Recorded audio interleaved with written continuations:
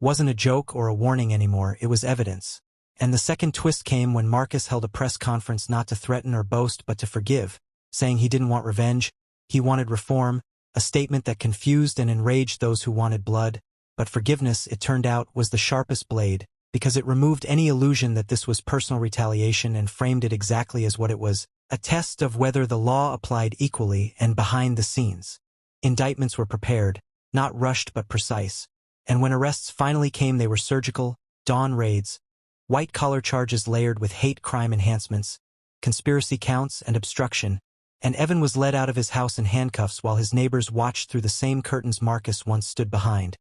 Except now there was no laughter, only the hollow realization that power isn't always loud, that the man they tried to scare had been measuring them the entire time. And yet the story didn't end there, because the third twist came from Marcus himself, who declined federal protection and returned to the neighborhood after rebuilding not just his car but the community,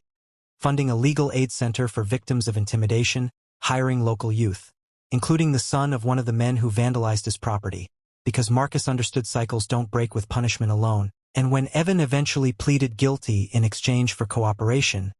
he requested a meeting with Marcus, expecting anger or smugness, but instead found a man who asked one simple question: was it worth it? And Evan couldn't answer, because the truth had finally burned through every lie he'd told himself, and in the end the $400,000 car became a footnote,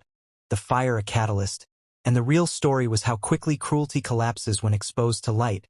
how silence can be strategic, how justice doesn't always shout before it strikes, and how in America the most dangerous assumption a bully can make is that the man he targets has no name, no history, and no reach, because sometimes the quiet guy watching the flames isn't just a victim.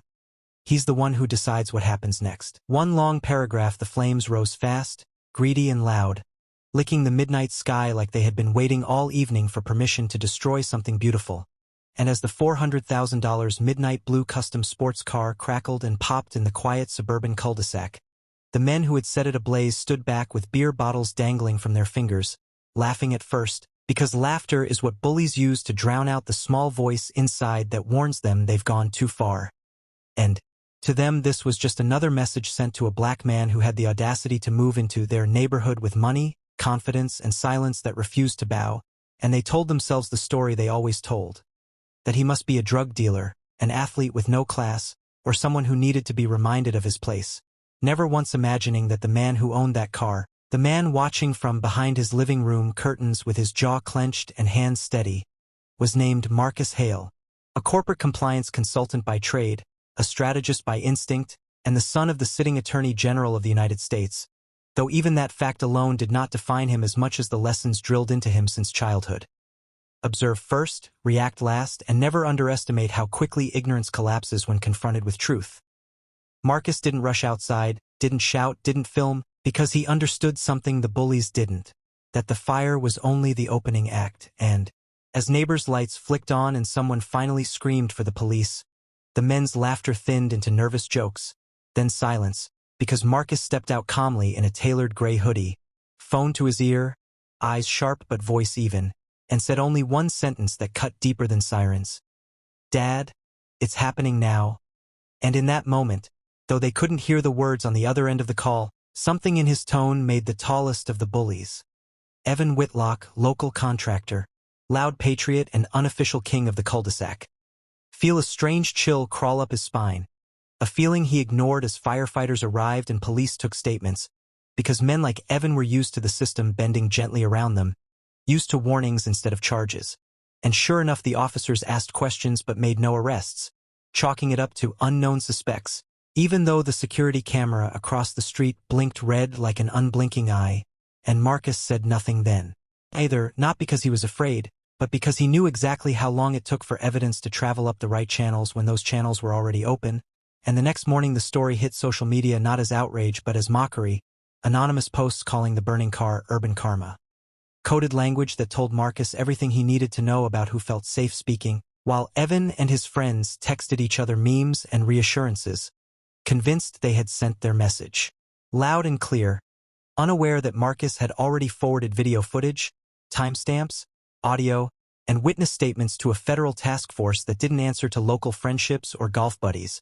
And the first twist came quietly 3 days later when Evan's construction company bank account was suddenly frozen due to an administrative review. A phrase that sounded harmless until payroll bounced and subcontractors walked, and Evan blamed the economy, cursed the government, never suspecting that the man he'd laughed at was sitting across from federal analysts explaining patterns of intimidation that went back months. Slashed tires, anonymous notes, zoning complaints, all pointing to a coordinated effort, and as the investigation widened, more twists followed like dominoes, because the burning car wasn't an isolated act but the spark that illuminated a network of small-town bullies emboldened by silence, including a city councilman who had texted encouragement, a police sergeant who had lost previous reports, and a real estate broker who steered black families away from certain streets. And each revelation tightened the noose while Marcus remained publicly quiet, fueling speculation and anger, until national media picked up the story and finally named him not just as a victim but as the Attorney General's son. A headline that drained the color from Evan's face when he saw it on his phone at a job site, his hands shaking so badly he dropped the device, because suddenly, the fire